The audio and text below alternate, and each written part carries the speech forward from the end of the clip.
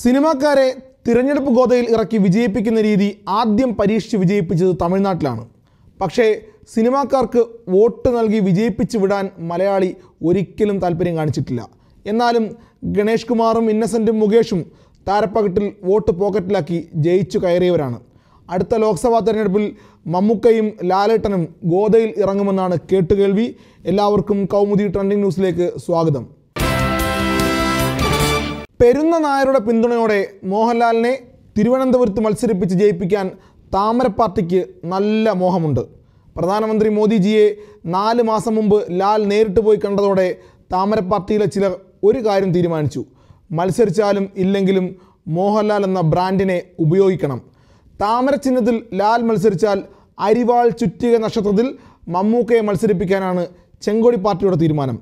ലാലേട്ടൻ അനന്തപുരിയിൽ മത്സരിച്ചാൽ മമ്മൂക്ക എറണാകുളത്ത് വോട്ട് പിടിക്കും.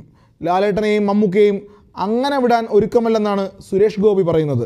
ഇപ്പോൾ രാജ്യസഭയിൽ ഇരിക്കുന്ന സുരേഷ് ഗോപി കൊല്ലത്ത് താമര ചിഹ്നത്തിൽ മത്സരിക്കും എന്നും പറയുന്നുണ്ട്.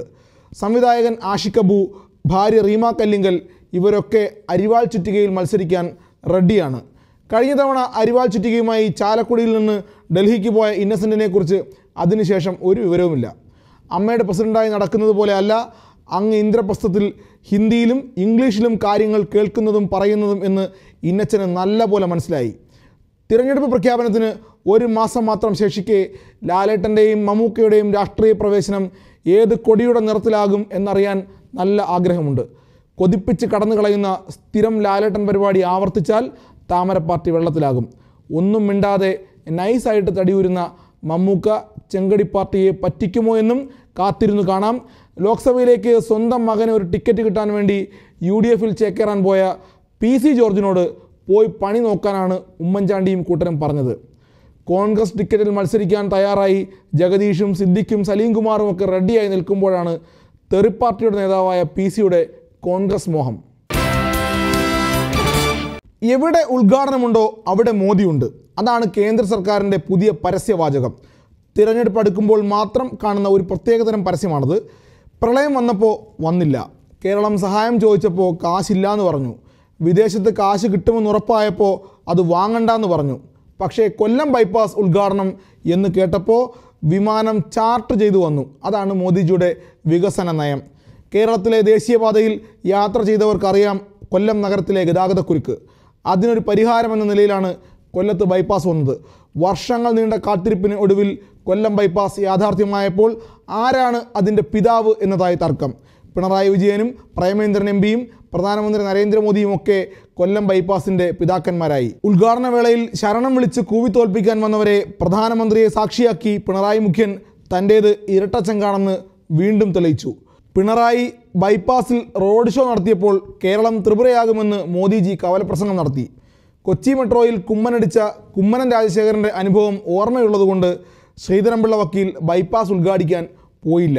യഥാർത്ഥത്തിൽ പിള്ള അദ്ദേഹമായിരുന്നു ബൈപ്പാസ് ഉദ്ഘാടനം ചെയ്യേണ്ടിയിരുന്നത് എന്നാണ് താമര പാർട്ടിക്കാർ പറയുന്നത്. അമ്മായിയമ്മ മരുമകൾ പോര് കേരളത്തിലൊരു പുതുമയുള്ള കാര്യമൊന്നുമല്ല. ആ പോര് കാണാനാണ് കേരളത്തിലെ വീടുകളിൽ വൈകിട്ട് 6:30 മുതൽ രാത്രി 10:30 വരെ അത്താഴം പോലും കഴിക്കാതെ ടെലിവിഷൻ ഓൺ ചെയ്ത് കാത്തിരിക്കുന്നത്. മരുമകളെ അമ്മായിയമ്മ ഉലക്ക കൊണ്ട് തലക്കടിച്ച സംഭവത്തിൽ അമ്മായിയമ്മയ്ക്ക് കട്ട സപ്പോർട്ടുമായി കേരളത്തിലെ കുലസ്ത്രീകൾ രംഗത്തിറങ്ങുന്നതിനും പോയ വാരം സാക്ഷിയായി. ഇതൊരു സീരിയൽ കഥയല്ല. അയ്യപ്പനെ കാണാൻ മല കയറിയ ശേഷം കനകദുർഗ എന്ന മഹതി ഭർത്താവിൻ്റെ വീട്ടിൽ എത്തിയപ്പോഴുള്ള ക്ലൈമാക്സാണ് ഈ പറഞ്ഞത്. സുപ്രീം കോടതി വിധി പാലിച്ച കനകദുർഗ അഭിമാനത്തോടെ നേരെ ചെല്ലുന്നു ഭർത്താവിൻ്റെ വീട്ടിലേക്ക്. അമ്മായിയമ്മ ഒരു ഉലക്കയെടുത്ത് തലക്കടിക്കുന്നു. അടിപൊളി. എല്ലാം അയ്യപ്പൻ്റെ അനുഗ്രഹം. അയ്യപ്പൻ്റെ ബ്രഹ്മചര്യം കാത്തുസൂക്ഷിക്കാൻ സമരം ചെയ്ത ശബരിമല കർമ്മസമിതി പ്രവർത്തകനെ കാട്ടുപന്നി കുത്തിയതും ഒരനുഗ്രഹമായി മാത്രം കാണണം. കോൺഗ്രസ് അധ്യക്ഷൻ രാഹുൽ ഗാന്ധിയാണോ അതോ രാഹുൽ ഈശ്വറാണോ എന്ന കാര്യത്തിൽ ഇപ്പോഴും കൈപ്പാർട്ടിക്ക് ഒരു സംശയമുണ്ട്. ശബരിമലയിലെ സ്ത്രീ പ്രവേശനത്തെ ആദ്യം എതിർത്തത് രാഹുൽ ഈശ്വറാണ്. വിധി പഠിച്ച ശേഷം അന്ന് രാഹുൽ ഗാന്ധി പറഞ്ഞത് സുപ്രീം കോടതി വിധി നടപ്പാക്കണമെന്നാണ്. പക്ഷേ ഈയിടെ ഗൾഫ് കാണാൻ പോയപ്പോൾ രാഹുൽജിയുടെ നിലപാട് മാറി. ശബരിമലയിലെ ആചാരം സംരക്ഷിക്കണം പോലും. കേരളത്തിലെ കോൺഗ്രസ് നേതാക്കളോട് സംസാരിച്ചപ്പോഴാണ് ആചാരം സംരക്ഷിക്കണം എന്നും സുപ്രീം കോടതി വിധി പുല്ലാണ് എന്നും രാഹുൽജിക്ക് തോന്നിയത്.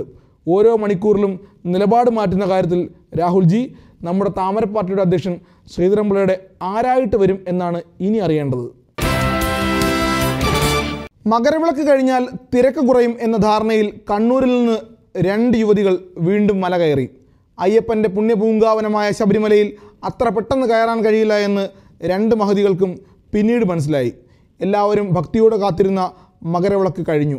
പൊന്നമ്പലമേട്ടിൽ കണ്ടത് മകരവിളക്കാണോ ജ്യോതിയാണോ എന്ന കാര്യത്തിൽ ഇനിയും ഒരു തീരുമാനമായില്ലെങ്കിലും എല്ലാ ഭക്തന്മാരും ആകാശത്ത് വെളിച്ചം കണ്ട് ശരണം വിളിച്ചു. അയ്യപ്പ ഭക്തന്മാർക്കായി ദേവസ്വം ബോർഡ് എന്ത് ചെയ്തു എന്ന ചോദ്യങ്ങൾക്കും അതോടെ ഉത്തരമായി. പൊന്നമ്പലമേട്ടിൽ ദേവസ്വം ബോർഡ് കത്തിച്ച വിളക്ക് കണ്ടാണ് അയ്യപ്പന്മാർ ശരണം വിളിച്ചത് എന്നാരോ പറയുന്നുണ്ട്. അയ്യപ്പന് വേണ്ടി എല്ലാ വർഷവും ഇത്രയെങ്കിലും ചെയ്യാൻ കഴിഞ്ഞതിൽ ബോർഡിന് ആശ്വസിക്കാം. ശബരിമലയെ തകർക്കാൻ ശ്രമിക്കുന്ന പിണറായി രാജിവെക്കണമെന്നാവശ്യപ്പെട്ട് സെക്രട്ടേറിയറ്റിന് മുന്നിൽ BJP നടത്തുന്ന ജലനീര് സമരം ഇപ്പോഴും തുടരുകയാണ്. ആദ്യം നിരാഹാര സമരം തുടങ്ങിയ AN രാധാകൃഷ്ണൻ ഇനി അടുത്തൊന്നും ഒരു നിരാഹാര സമരത്തിന് ഇല്ലെന്നാണ് പറയുന്നത്. BJPയുടെ കേരളത്തിലെ ഝാൻസി റാണിയായ ശോഭേച്ചിയും നിരാഹാര സമരം നടത്തിയെന്ന് പറയുന്നു. ഷുഗറും പ്രഷറും ഉള്ളതുകൊണ്ട് ശ്രീധരൻപിള്ള മാത്രം നിരാഹാര സമരം നടത്തിയില്ല. ഇപ്പോൾ അവിടെ ആരാ സമരം ചെയ്യുന്നതെന്ന് BJPക്കാർക്ക് പോലും അറിയില്ല. അതാണ് അവസ്ഥ. മകരവിളക്ക് കഴിഞ്ഞ സ്ഥിതിക്ക് ആ സമരം ഒന്ന് അവസാനിപ്പിക്കാൻ ഒരു കാരണം കണ്ടെത്തണം. അതാണ് താമര പാർട്ടിയുടെ അടുത്ത ലക്ഷ്യം. നിരാഹാര സമരം ആഹാര സമരം ആകട്ടെ എന്ന് ആശംസിച്ചുകൊണ്ട് ഇന്നത്തേക്ക് ഇവിടെ പറയുന്നു. അടുത്തയാഴ്ച വീണ്ടും കാണും വരെ എല്ലാവർക്കും നല്ല നമസ്കാരം.